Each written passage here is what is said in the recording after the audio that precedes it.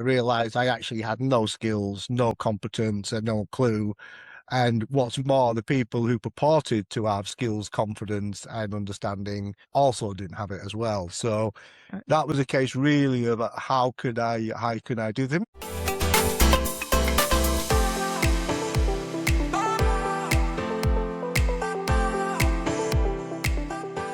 Welcome to the Property Mindset Podcast, where I'm Emma Howitt, mentor, investor, and your guide to building wealth, freedom, and personal transformation through property. Property is not just about bricks and mortar. It really is about the life that you truly desire. And in this space, we don't just talk strategy, we also deep dive into mindset. And it's something that I found is often missing in other industries. But for me personally, it's been an absolute game changer in the professional property circles. So today I'm really excited to have Ian Clark joining us today. Hi, Ian. How are you?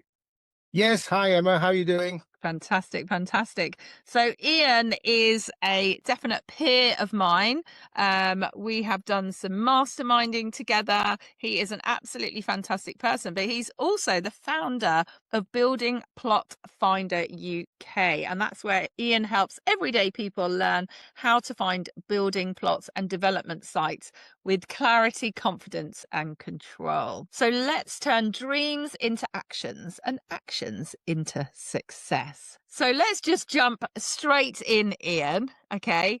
I know that you once had a site you couldn't act on, and I think it was 1 year later, that developer made £1 million. What was that kind of defining moment that made you kind of make some changes? Well, it was I suppose, my coming to Jesus moment, really. I suppose you would describe it as, Emma. You know, we've all done that. And I think most people, especially property people, have driven past lots of sites and things and think, oh my God, I wonder why no one's ever built this houses on there. And 20 years ago, I used to live in a nice part of Leeds, and I drove past a bungalow for years on my way to work when I was at a corporate career, and every time I drove past it, I thought, oh my God, there must be a massive opportunity there, because it was a bungalow on a big plot. Anyway, I talked to lots of people in the gym. You know, the gym and the pub are always the places where people know about this stuff, isn't it? Of course, we don't really know, but in the gym and the pub and whatever, these people know all about this stuff. And sure enough, I had a couple of friends at the gym, or people I knew, and and then I've been talking to a couple of them about this plot, and a few of them said to me, "Oh, brilliant! If it ever comes up for sale, make sure you give me a ring, won't you?" And I did, and they didn't know what to do. So they proved their panties, and they decided that they couldn't really understand what to do. It was all a bit complex for them, and perhaps the money they had, they didn't have, and they were going to buy it. And of course, anyway, as is always the way in this situation, it's all fell apart.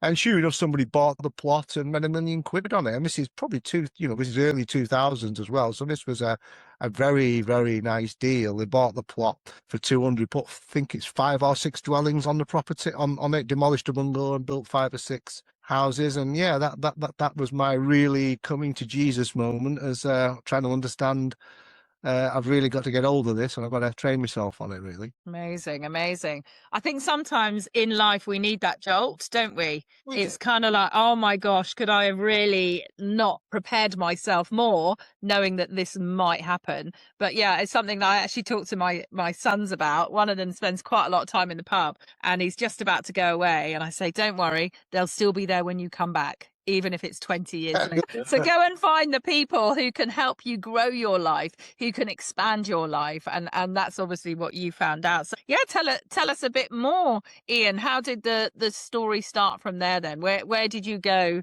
to start this journey? Well, that was, the moment really where I realized I actually had no skills, no competence, and no clue. And what's more, the people who purported to have skills, confidence, and understanding also didn't have it as well. So that was a case really of how could I do them? This is sort of the early noughties, really. This is sort of early 2000s. So there wasn't really a lot of property education about at this moment, Emma. So you very much were leading with your chin. Yes, So I actively, when I saw how much money this guy had made, or I assume it was a guy or gal made on this plot, it set me off on a sort of an educational journey, really. So then, leading with my chin, I went forth and I found some plots, two or three of them, got some absolutely horrendous advice on how to do it, which cost me, thousands and thousands of pounds, in bad advice and bad decisions and ill thought out designs, etc. But eventually did find a plot which I now live in. I'm sat now in the house that I built. And yeah, I found a house on a large plot. I managed to build 3 houses on it. But during that process, I came through a lot of pain and a lot of aggravation, a lot of bad advice, and really had to undo all that information, really, and just understand what was sensible and what was practical, etc. And then it was a bit like a hidden art then at this point. Property development, it was very much a black art. There wasn't the education sites to go and learn about it formally. Then you either went to university and did a surveying degree, or you fumbled along, really. And I chose option B.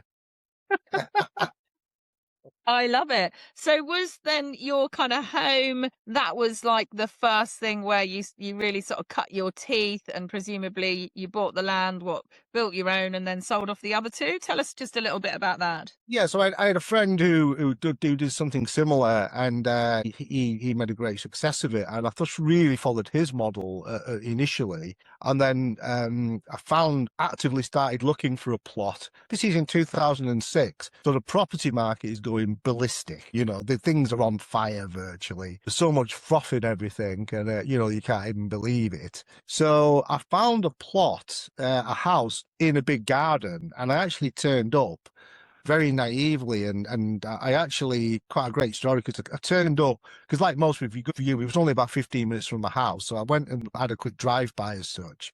Anyway, it was an old couple who'd retired, and there was a side garden, which is the house that I built in. I didn't actually realise it was a third of an acre. It actually projected out the back as well.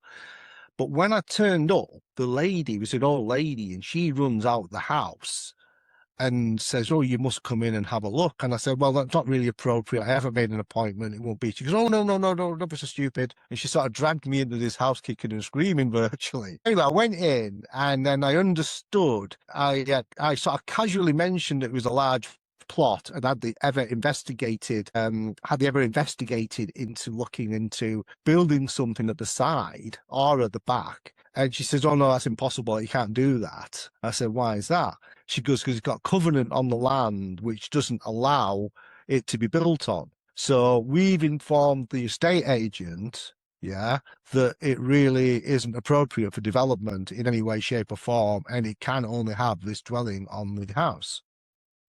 So I took this on board, but ultimately thought, I had a good relationship with my solicitor. So I phoned him and said, "These covenants, what do you think?" And he said, "Well, depends, really." He said, "It depends if, whether it was written, who's it in favour of, etc."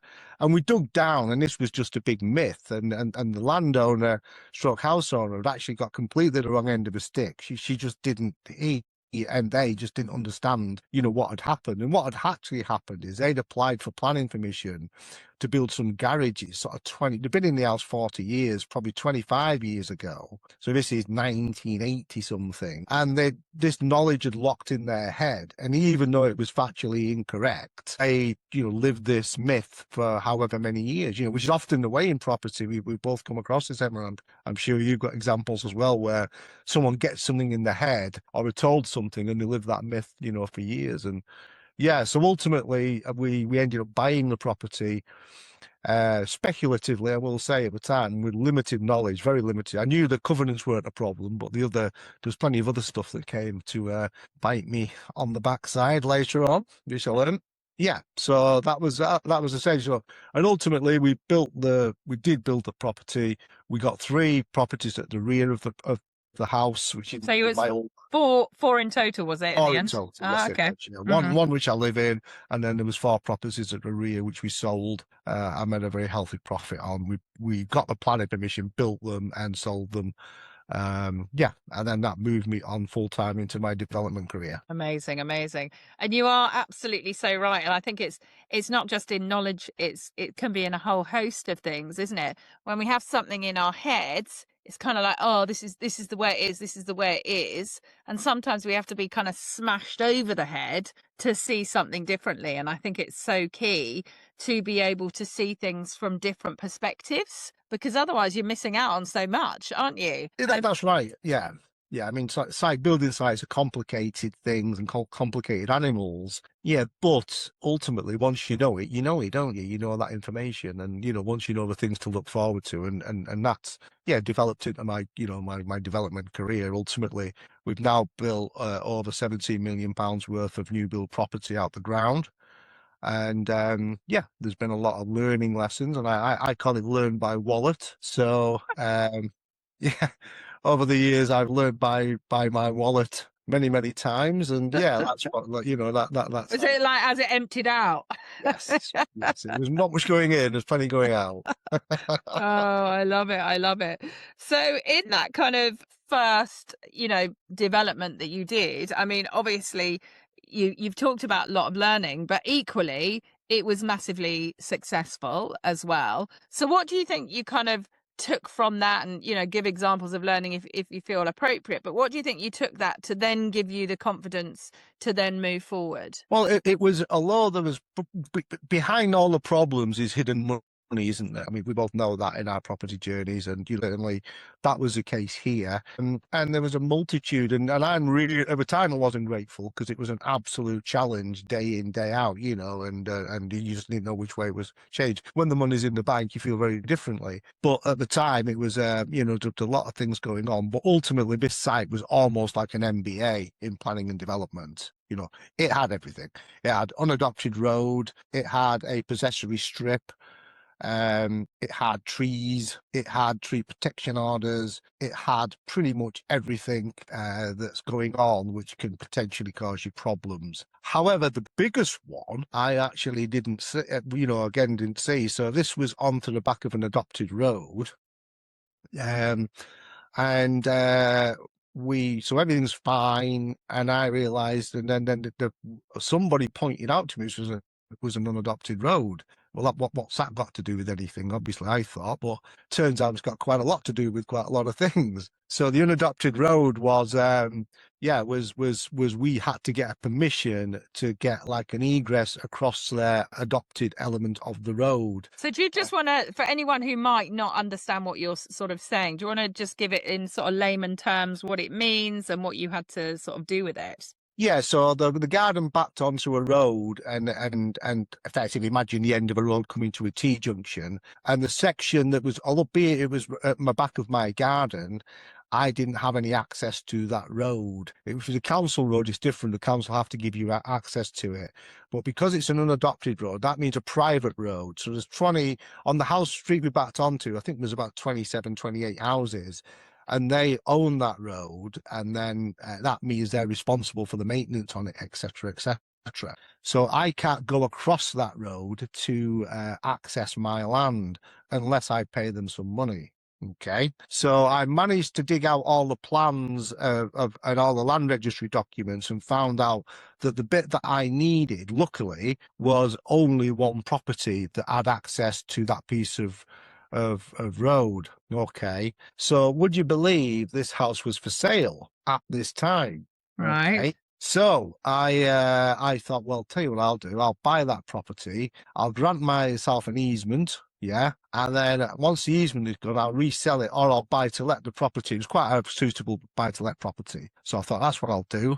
And it sold. I phoned the estate agent. It sold 2 days before. So yes, that moment of stopping everything and everything being a drama. That was the heart stopper. So it sold. So I then tried to contact the original landowner from the land registry, and I managed to get hold of him somehow. Goodness knows how I did. I don't even know I did that back in the day, because I had his letter, I only had his address. Yeah. But he'd moved away. He'd moved out of town, and somebody around the area had his address and his phone number. And I rung him, And I met him at the property, and I said I'd give him £10,000 more for the property than he'd achieved in the sale, which to me, and I've showed him proof of funds and everything. We had a mortgage in place, which seemed quite attractive. And he said no. Oh, He said no. He said no. I don't want to do that. He said I've agreed a sale, and I'm a man of my word, man of principle, and there go. I'm not going to do anything. So very sorry, can't help you. And that was the end of that conversation. So next obstacle. So I had to wait for for the sales to go through. And then I knocked on the door and just said, hi, remember this house that you bought with this lovely, this bit of land at the side? Yes, I want to build some houses on that. So I had a conversation. Now, luckily, this guy was an architect. So he sort of got the idea of it. yeah. And also, you don't get too many. You don't buy a house and I knocked on the door. I offered him 10. I think we agreed 12 in the end. Right. For an easement. So he agreed to write me an easement on the property for £12,000. So that was one of the one of the learnings that you asked for in amongst 20, 30 others of learn by wallet, as I call it. Amazing, amazing. And so you basically you talk about this kind of initial property as like a MBA of learning. It sounds like like all these things, there's just this catalogue of things that are in your way. So I always see it as like a stream, and you've just got these huge boulders, and some are like little rocks that you can just sort of push out the way, and others you've either got to smash through them, you've got to somehow get round them, or maybe even dig a hole underneath. Whatever it takes, just got to find a way. Yeah, you kind of got through that. Now, can you kind of remember your sort of, obviously this is the Property Mindset podcast, but was it kind of like, do you think looking back on it, was it kind of this like naive, just you got to get through it, you've spent all this money and you just got to find a way? Or are you just one of those doggedly determined people, there's a solution? How does it kind of work through your head? Yeah, a combination of both of them, really. Yeah, doggedly thing. And I knew there was a fix around it, because what I had started to discover by then is that the lack of information and the poor advice that you get, that had come 2 or 3 times in various forms,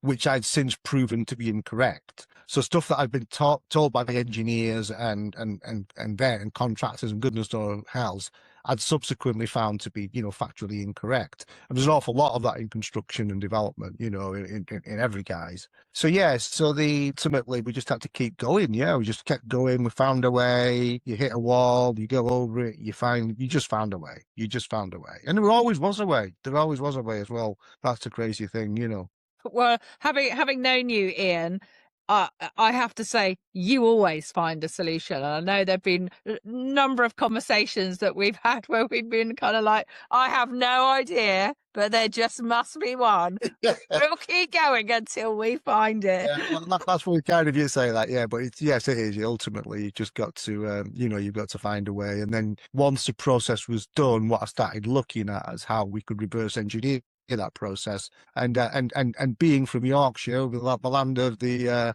short arms and deep pockets, try and find cost-saving methods and much more cost-effective methods of doing that process, really. And that's where we ended up. And that definitely was the direction of travel after that as well, Amazing.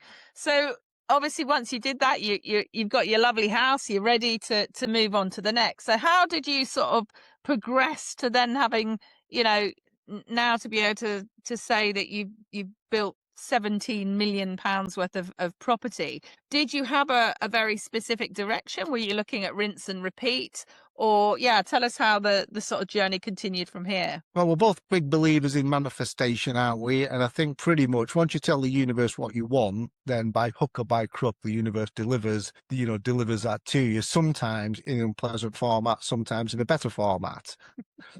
And so the I knew this was going on, and my solicitor at the time, who still is my solicitor actually, we developed quite a good relationship. He'd done all the legals, he'd done the easement, he'd done lots of other things on this. He'd dealt with some other good stuff for me. He dealt with the easements, he dealt with the restricted covenants, he'd restrict, and and all that. He did all that for me. And then he rings me casually. So we're not long finished. And he rings me and he says, "Oh, I've got a client who lives near you. He's got an old care home and he's selling it. Would you be interested?" He said, "I think you might just get some flats on there." So he went to this development. So I knew it was only 10, 15 minutes from my house. And it was absolutely perfect. Yeah. It was just a dream. It was just an old derelict care home. It had been on fire 2 or 3 Oh times. no. It had been, it had been demolished. The guy, if it's just ticked all the boxes, the guy was in his late 70s. Leeds City Council were absolutely giving him a really hard time about the unsafe building, because then lots of drug addicts moved in and all the neighbours were complaining, and it was just, horrible really for him. So then we agreed an option agreement. So that was my first option agreement on that one. So we decided, my solicitor was obviously guided through that, and we said, yeah, great. And I said, yeah, I would do that. And we agreed a price. He told me what he wanted it for. We had a little bit of haggling, and we got to a number which we're all happy with. And that was it. So I spoke to my planning consultant from there. And that's where I truly implemented the reverse engineering of trying to, manage the process myself using, a trusted process, rather than trying to just give it to an architect and say, please, yes, please design me that, because that's a fraught and not a good thing to do. So when you say reverse engineering, sort of explain exactly what that means to you. What does that look like? Well, I'd say exactly what it looks like, incidentally, because just as part of my, my current situation and the course room, I've just currently got a quote here from an architect. So it's looking at the aspects of that quote, understanding what can be done, separately from what the architect does on a budget without affecting the planning application. Yeah. So as I say, you don't know what you don't know. And then, for instance, whenever you're doing a building development, you need a topographical survey, for instance. That's everybody will insist on a topographical survey. That tells you your levels, and that pitches through the site, so you know what height to build something, how high your building is related to other buildings and such like. So, but if you get a quote for that, the architect might say you can do it for £3,000, for instance. Yeah. Now, there's a very good chance the architect will be getting a good commission fee out of that, and profit's not a dirty word. Yeah. But if you know where you can go to get that yourself, and then you know how much it should be, then that gives you a lot of information. So I got quotes through the architect and the planning consultant at £3,000 and £4,000, just because I was frightened to do it myself. What if it's wrong? But the actual price should have been about £1,000, at the time. I'm talking a few, Yeah. So I got quotes of £4,000 and we got quotes of £1,000. But of course, to the average person who doesn't understand the madhouse that is, that is development, they think to themselves, "Oh my God, that mud that, the £1,000 one must be rubbish." Because how can something be 4 times so much? How can something be £4,000, for crying out loud? Well, of course, it's not about that. It's not about good or bad. One's busy, one isn't. Pretty much that simple, really. One could come and do it next week, and he's thinking, I could do that in a day. And you know what? Guys cancelled for me Tuesday, Wednesday next week. Do you know what? If I fill that up now, I'd rather have £1,000 than £4,000. But the £4,000 quote was £2,000 probably to the guy who's doing the survey, and £2,000 to the architect. Well, people don't know that, of course. People don't know that's a thing. Yeah.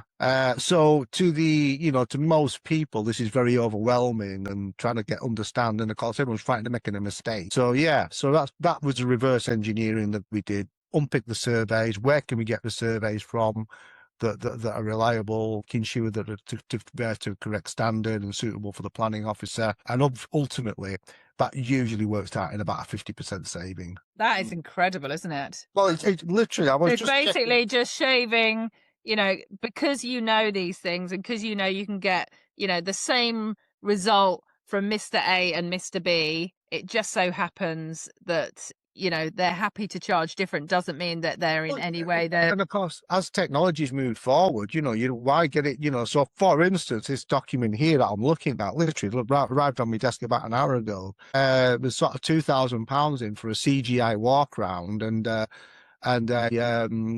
you know, CGI walk around and some CGIs and, you know, like a proper 3D walkthrough. Well, you can buy that for £300 now from, you know, from a contractor somewhere, and yet in the architect's quote is £2,000. You know, that's a very clear example that literally landed on my desk 15 minutes ago. Yeah, amazing. Yeah, and I was the same. I bought from our hotel the very beginning, when we wanted to, you know, lovely pictures of how it's going to look at the end.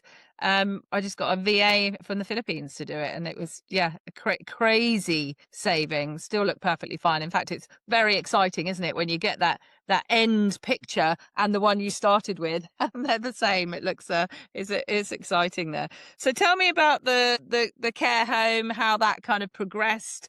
You started off on this reverse engineering, and it's starting to work for you. Yeah, so by this time I'm full-time property developer, and this is our biggest project yet. We played a really good. We worked very closely with our planning consultant. Yeah.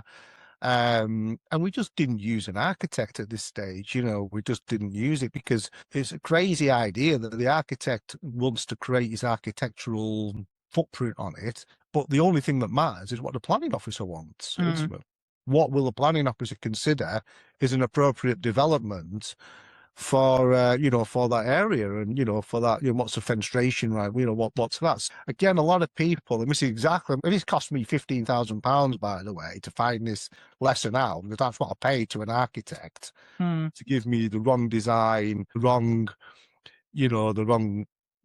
accommodation schedule, the wrong everything, the wrong parking, the wrong everything. So what I chose to do is work very closely with a planning consultant, and we got the drawings done, the actual, you know, the DGIs and such like. We got them done by an overseas contractor, and it saved a fortune. It saved at least £12,000-15,000 just on that one. But again, just having the knowledge to understand what's good and what's acceptable with that, because everything was driven by the planning consultant. You know, they were liaising with the planning officer, so we were getting a very good technical steer of what they wanted it to look like. And we worked very closely on that. We got 12 units to start with. Then we managed to put 2 in the loft, which took us to 14. And then while we were excavating, the structural engineer said to me, she goes, oh, I think she was from Poland, I think. And they do a lot of basement stuff, you know, in Europe, and you may or may not recall that. So, and she said, well, why don't you use the basement as well? And I went, okay, what do you mean? She says, well, you know, your topography of your land here is on a lie. So if you actually use that to your advantage, so we did. We dug out, and it cost about £10,000, but we created about £300,000 worth of accommodation in something that was already built, just by, you know, being a bit clever on the design and using them design skills and things. Yeah, and what really sort of stands out for me here, and it's something that I've learned from you and a couple of other really successful people, is to stop. It's almost to sort of cast aside the ego. So whether it's the architect's ego, your ego, and actually find out what they want and give them what they want. Because inherently, it sounds like there was a lot of issues. You know, you had, you know, drug addicts there, and I'm sure there was a lot of local upset about it. It was, and that worked in our favour. And one of the things we did on there, and again, it's all, you know, it was going to go to planning committee, but it was going to be supported by the planning officer. And the planning officer was being a bit difficult, so we forced him to go to committee. Yeah, we did that by contacting the local councillor. Yeah, and we said to the councillor, actually, did you know that the planning officers aren't supporting this? You know, all your residents in this area are really peed off with all the stuff that's going on in this property. It's been on fire twice. It's got drug addicts living in it. It's got vagrants. It's got all sorts of things going on, and all the associated antisocial behaviour. And she goes, yes, I do, yeah. So, well, the planning officer doesn't want us to remediate this site and build some flats. Can you help? And she was very supportive. She says, yes, I absolutely can help. How she could help is she asked for it to go to committee. Yeah. So normally people are scared of a planning committee, but on this instance, because we knew we'd have councillor support from it, we knew it was a really good thing to go to the committee. So sure enough, we went to the committee and we managed to get the approval.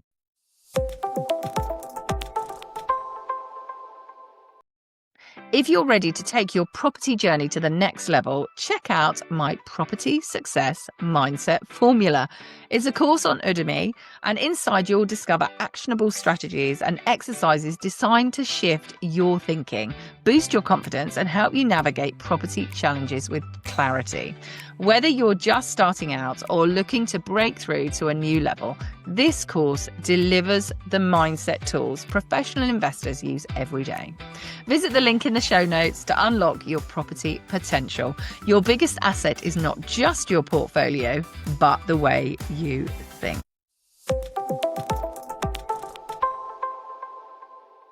Amazing. Amazing. And also with you, you are incredible at building relationships. And I think you kind of, you say it as it is. I think you can very quickly pick out the BSers, so to speak, to the proper people and the salt of the earth people. And I think you are able to kind of cast aside perhaps the ones that are going to waste your time, create that BS. Maybe that's from experience and, as you say, emptying your wallet. But for me, listening through the kind of this process is definitely been, you know, pulling a lot of relationships together and seeing who can help who and bringing that together and answering those needs, not only obviously helping yourself, but inherently by working in that way, you're helping so many other people as well. Yeah, absolutely. You know, ultimately, you know, this was a great location, screaming for flats to be built on it. It had 2 blocks of flats either side.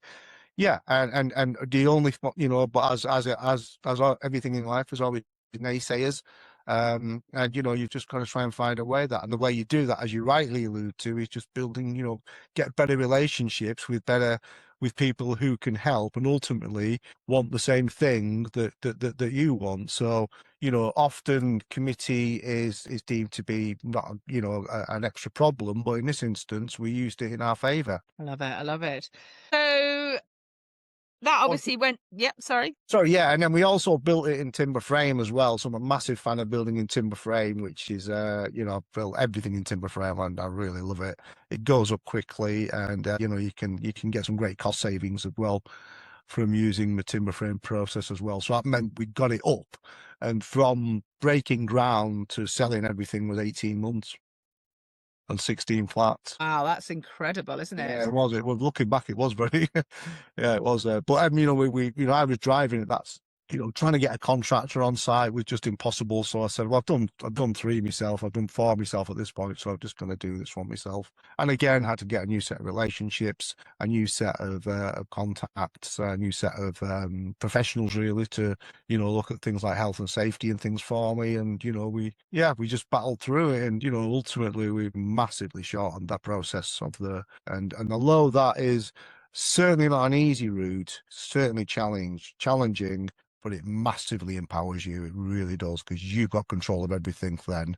Yeah. And then if you can really manage, you know, you're employing the bricklayers, the plumbers and such like, which in the face of it is scary, but it's so much better way to do it. It really is. Yeah, yeah. I know that was, I mean, nothing to your scale, but when we were developing the hotel, the day that the contractor who was going to do everything for us was supposed to go in, you know, he was like, yeah, didn't bother turning up. And suddenly, yeah, you have to do it all yourself and try and find them over a weekend. And then, you know, and I was quite, I know people are people, but I don't know, I just had it in my head that trades and contractors weren't like normal people, but you know they were, and you know family members were sick and this had happened and their cars broke down, and it's like, really? Yeah. But I've got to get this done, you know. We've got to get it open for the summer.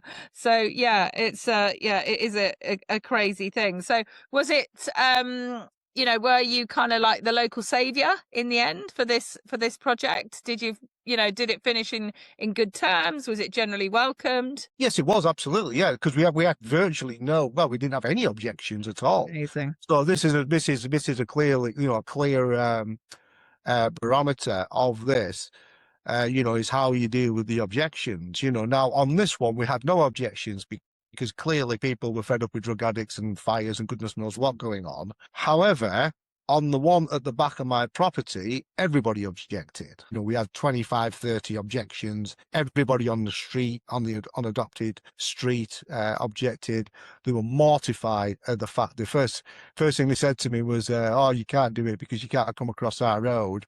And I sort of had this bit of paper there, saying that's my easement, mate. Actually, I can. Yeah. They were mortified that I'd actually got this easement off this guy. So I think he was off the Christmas card list in the thingy. But, it was, he'd not done anything wrong. He's completely within his rights to do what he did.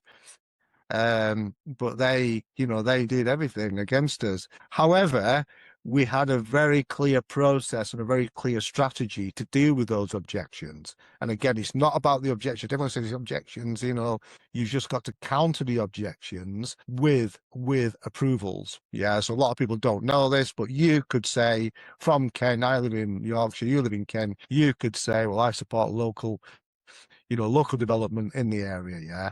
And then one matches the other. Okay. And then that leaves the planning officer. If he's got 25 objection, 25 supporters, yeah, that's almost yin and yang then. So from his decision-making perspective, it becomes very thin. So it's really important, if anyone's ever doing this, that they get support emails into the planning office that counter off any objections. Absolutely. So that was your property development journey moving forward. You've obviously had, you've done incredibly well. You're talking enormous numbers, and for the average person, that is just a dream to be held. But now I know recently you have started up a fantastic new kind of business to help others, and this is something that we both met through sort of mentoring property investors. Something that if you can help others, I think it's incredibly valuable. And it's called I'm getting this right, the Building Plot Finder UK. So tell us, how your journey kind of has made you now kind of really want to help others. Yeah, so obviously over the years I've learned a lot through through the process. I've reversed engineered it and streamlined it and created a process to help people who want to do this. And with two ideal people who would benefit from this are property developers who want to go into development. Yeah, I want a really cost-effective strategy to try and learn this process. Or somebody who's always wanted to, build their dream home. This is the let's call them the grand design set. Yeah, the Kevin McLeod lot. Who sit there sipping a glass of Malbec on a Wednesday evening, and I think wouldn't it be lovely to do that? And then they go on Rightmove, and then they see there's probably Leeds is about 1 million people here with the outlying villages now, and if you were to go on Rightmove now to try and find a building plot, there would be 15 probably across the area, of which 5 or 6 would be in fairly undesirable areas, and so you'd probably be left with half a dozen, if that.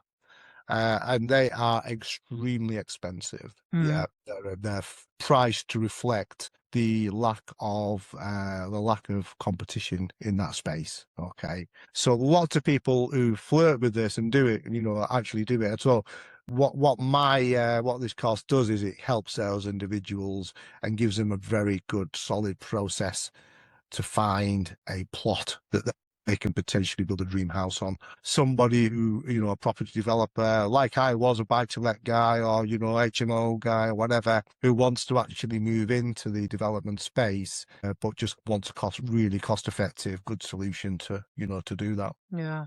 I mean, I think land finding, I mean, even myself, I've got a plot that we're on, but I'm always looking at other plots, and it's few and far between, and you really do need that sort of back back end look at it where perhaps other people aren't able to come in and all go for those few that are on Rightmove? Yeah, well, we've really just emptied my head into the computer and the spreadsheet and created a sort of course to do it. But it's very structured. It's very structured. You must be structured, and we've come up with 7 strategies, 7 very, very clear strategies that people can start with tomorrow. Yeah, and I love them all.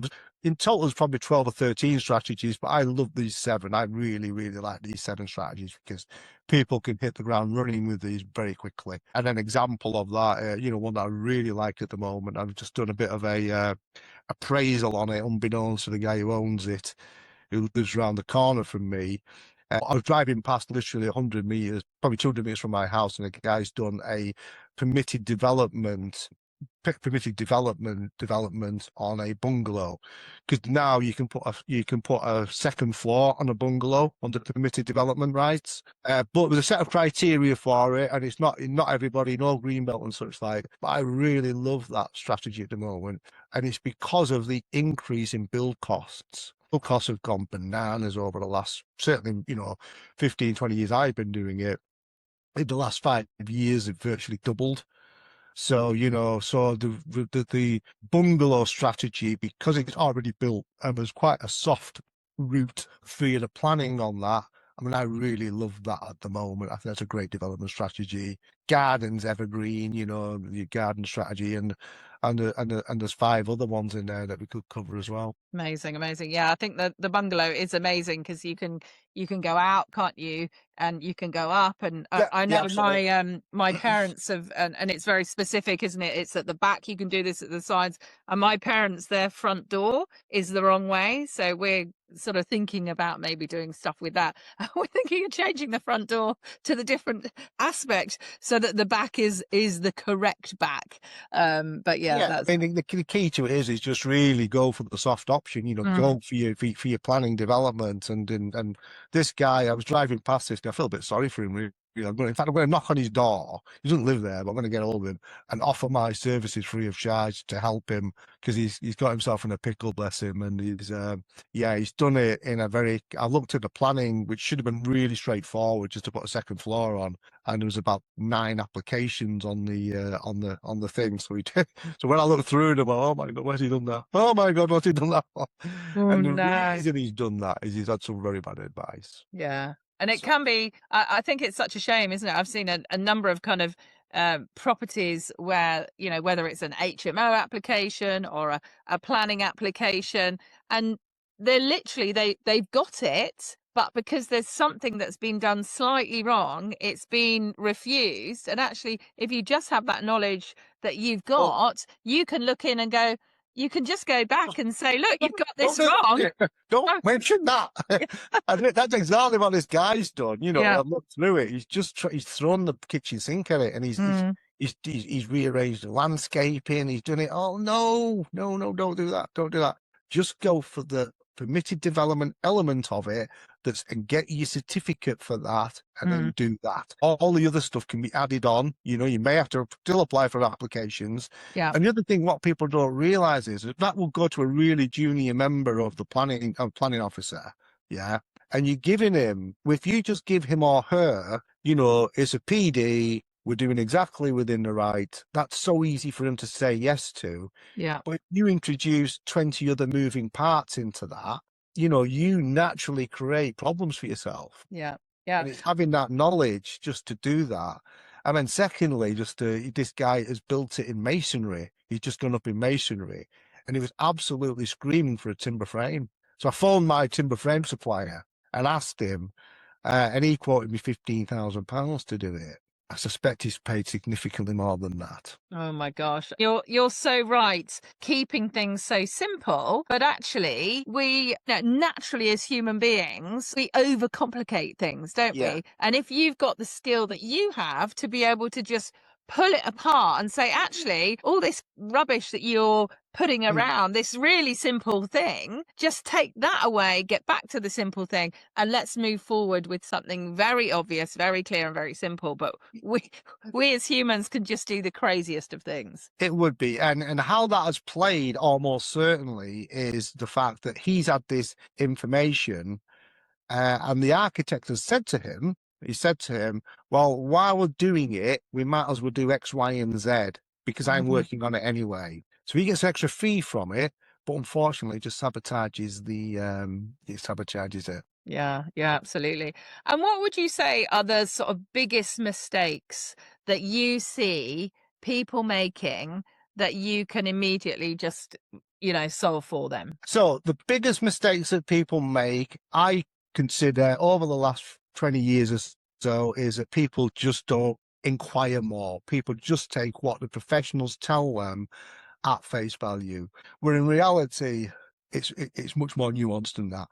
So if you dig down, there's big savings in time and money to be made if you actually just reverse and strip back the process. I love it. I love it. So tell us a bit more about, how people can work with you, what it kind of looks like. You've mentioned it's a course. Yeah, just tell us a bit more about it. Yeah. Well, what I've done is, obviously the property space is full of, should we say, high value propositions, should we say politely. Some have better value than others, as we know. So what I've done is I've tried to give an excellent package and an excellent opportunity that delivers excellent value. So what does that look like? Well, that looks like an online course which gives you the 7 strategies and 11 modules to go through at your leisure so you can fully understand the reverse engineering process that I've just discussed. Yeah, and it gives a very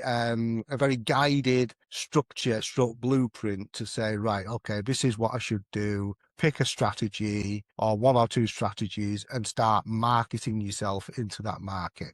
Okay, so that's the structure. Then the real secret sauce is every week we do a supported call.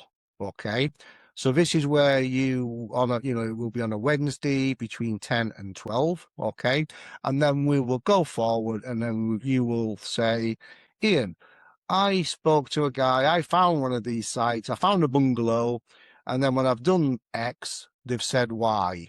What should I do? Okay. The engineer, we think it's in there, it's in a conservation area. Well, is it? The guy who's buying it seems to think it's in the conservation area. Have you checked that? Have you been onto a local map and checked it if it's on the conservation area? So it's that secret sauce, really, that sort of, draws on my 20 years of experience and ultimately helps people unpick the problems that are pitched to them on a day-to-day basis, really. Because it's just, water off a duck's back to me. I just say, oh yeah, no, just do that. Okay, I just had the topographical survey quote in, and it's for being the architect, and it's £4,000. Well, okay, yeah, you probably need to find local companies and in the details, and you probably get a quote of about £1,200. Wow. And and ultimately that's what it is. And we've set an affordable price point on this of $7,995 for the full course plus 12 months worth of support calls on a weekly basis. However, we are doing an launch offer, which is reducing it down for the 25% saving for sort of action takers and early adopters, as it were. We're doing a price point of $5,995. So there's a £2,000 saving on there. And that's as simple as it is. People just got to do the course, and they just got to get cracking, really, and pitch the issues to me on a weekly basis. Super simple. I love it. I love it. And so strong, because there's so many things out there. For me, I know a certain amount, but I'm never going to know all the things that you have in your head from, as you say, emptying that wallet, but then filling it up and then emptying it and filling it up, and having all of those different people who have come through your journey. Some you've chosen to maintain, you're an amazing relationship builder, and some you've chosen to move aside, and all of these things have basically you've chucked it into this course, and it's I know from knowing you how incredibly valuable and important it is. You are amazing. Fantastic. So I'm obviously going to put the website in the show notes. Is that kind of the best place to come and find you? Yeah, so what I'll do is we'll put in we've got an active Facebook group. We give lots of free stuff away on the Facebook group. Yeah. I've got actually an appraisal. I've done like a drive-by on the bungalow site locally to me, and I've spent Yeah, probably about 40 minutes just going through the planning permissions, what they've done wrong, what they should have done right, and they've overcomplicated things. So it was like almost like a mini case study on the things, completely free of charge on the Facebook groups. So people can have a look at that. And then if they want to work, more formally with me, yeah, they can approach me and we'll interview and see if the course is appropriate for them. Amazing. Amazing. Thank you, Ian. I've just got a few more questions, if I might. Our quick fire round, and literally, quick fire. I'm going to throw them at you and see what your responses are. So who has influenced your property journey the most? I would say it would be, I don't know. Who was that? Could be yourself. Yeah, I mean, it was just the tenacity of wanting to do things really. And there is an example somewhere. Someone must have put it into there. There was probably a multitude of people, and that's I used to go to David Lloyd gym, and there was loads of people there in big Range Rovers and things. And whenever you asked them what they did, they always said they were a property developer. So that's probably the giveaway. And I thought, well, must be something in this. I'm going to do that too. That's a great one. Yeah. Fantastic. And what's a book that's kind of unexpectedly shaped your approach to business or mindset? Really good. And I actually do this in the course because one of my favorite business books of all time is Never Split the Difference by Chris Voss. Yeah, so Chris used to be an FBI negotiator. And his starting point in a negotiation was, I've got your kids, you need to give me £10 million by the end of the day, or I'm going to shoot them. Okay. What on the face of it was a zero-sum game. Okay. And I'd been doing this for many years subconsciously, but not actually realizing I was doing it. And Chris Voss's book completely crystallized it for me, how you would search for extra information. The reality of it was, he'd never had anyone ever killed on his watch, and he got everybody back, every hostage back that he ever negotiated on. But from that starting position, what seems like an impossible dream, and this is all sort of with builders, but certainly mainly with the landowners, yeah, because every landowner wants as much as possible. Of course they do, there's nothing wrong with that. But often they've got bad information and bad advice on how much that piece of land is worth. So it's how you negotiate with them and help to educate them to what is a reasonable compromise on that to help them, move forward and realize this money. Amazing. Next one. If you, we will know the answer to this, but I'm going to ask it anyway because I ask everyone who I interview. If you could only focus on one type of development or plot, what would it be and why? I would obviously concentrate now on probably a bungalow development. Yeah, I am actively looking for a bungalow development, because I think the build cost, I think was a great opportunity. If you found somewhere that's a sales value of over £400 per square foot, you can almost certainly build that for £200 a square foot. So you've doubled your money. I love it. What's your non-negotiable morning routine? Exercise. I exercise every morning, and that's part of my. We've got about 6 or 8 friends. We all go to the park at 7:30 in the morning, and we do a boot camp. 5 days a week. Yes. Fantastic. I love it. And the final question is: describe your mindset in one word and why. Tenacious. I think you probably explained that. Yeah, because ultimately, property development is challenging, and there's lots of people who get in your way. So you just have to keep climbing, as we discussed in the stream. Your analogy before, Emma, where you literally just got stuff coming at you, boulders and such like. You've just got to find a way through, And there's many times where people told me stuff that couldn't be done, but here we are, £17 million worth of new build property later. Amazing, amazing. Well, Ian, thank you so, so much. That has been absolutely awesome. And I'm definitely going to share all the details that Ian's talked about in the show notes, so you know exactly where to go and find him. And, you know, very generously, you can go and see what he does through his Facebook group as well. So Ian, thank you so much. Thank you, Emma. That was No, really enlightening and very good to see you. of course, of course. So again, so today we've looked at Ian's journey, literally from missing £1 million or £1 million on an opportunity of local land, through to creating over £17 million worth of property built. And he now has created the Building Plot Finder UK. And this really helps others to avoid these costly mistakes.